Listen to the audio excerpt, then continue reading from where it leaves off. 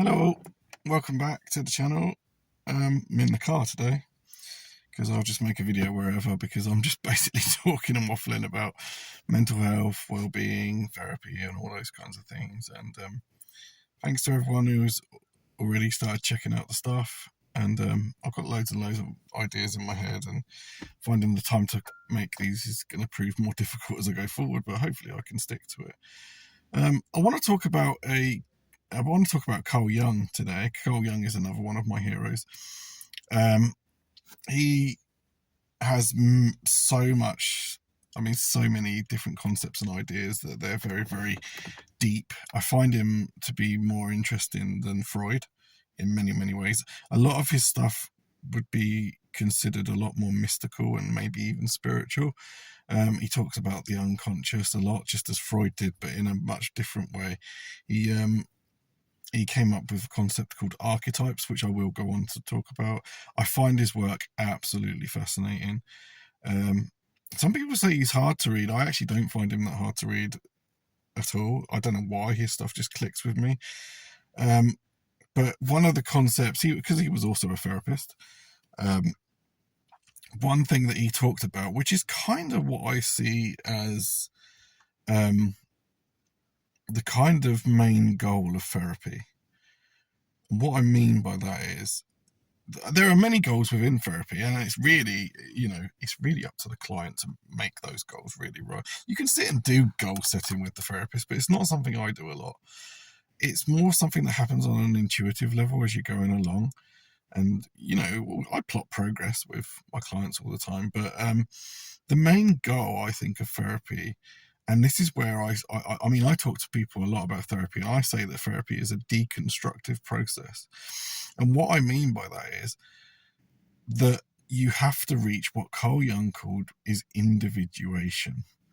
Individuation was what he saw as the main goal of life, but not just therapy, is that you individuate and you become a pure individual.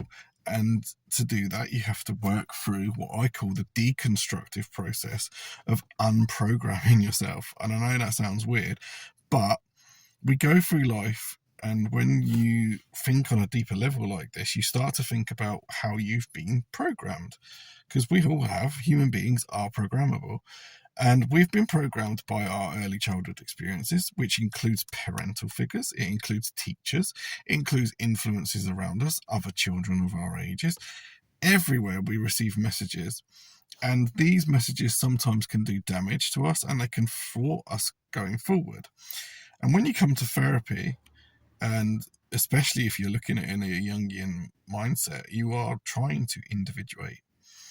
And in order to do that, you have to question lots and lots of things. You have to question, were these goals that society gave me are they actually in tune with what I want? Because therapy is about what you want. It's what you want as an individual.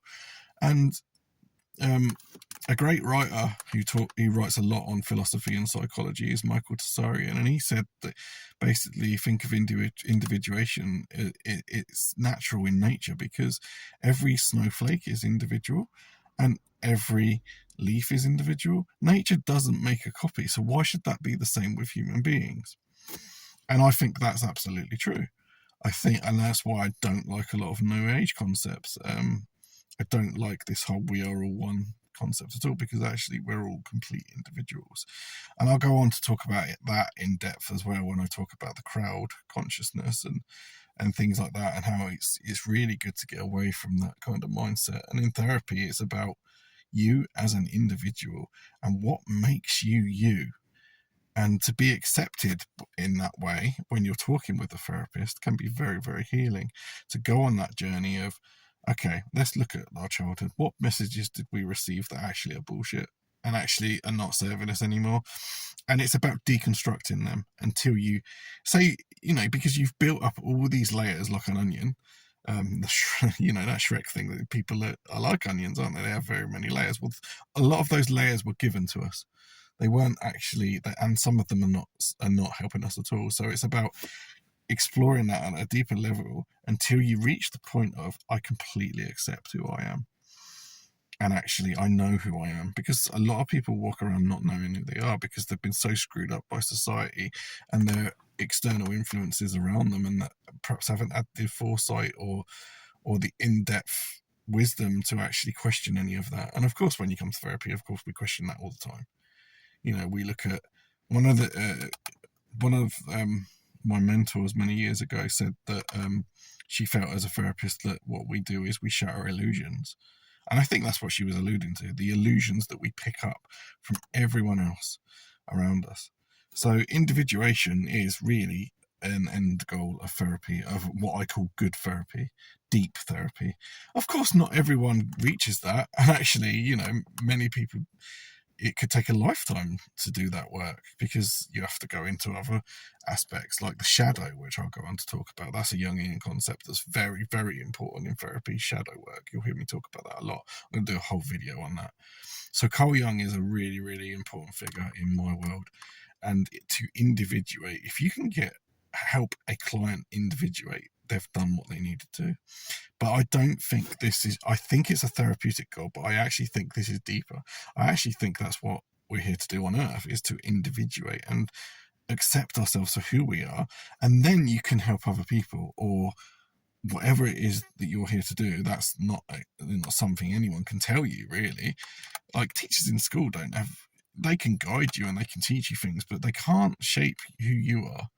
That's something you have to find on yourself, by yourself. And I work with a lot of young people, and it's almost like, it's crazy to me that, let's say at 13 years old, you're supposed to have your whole life mapped out before you. That's absolute rubbish. That's not reality at all. Like, it can take a long time to figure out where you want to go in life, dependent on your skills.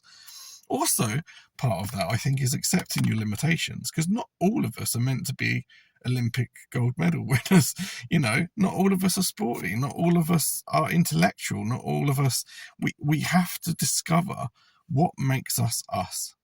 And that is what he meant by individuation. It's a long, lifelong process that I think in therapy you should be working towards, but also in life. So that's another one for today. Maybe next week I'll talk about the shadow, because that's another Jungian concept that's fascinating, because shadow work is part of the individuation process. And I don't think I think all therapy should include shadow work. And I personally believe that also involves body work. And I'll go on to talk about why maybe next time. Cheers, guys. See you in the next one.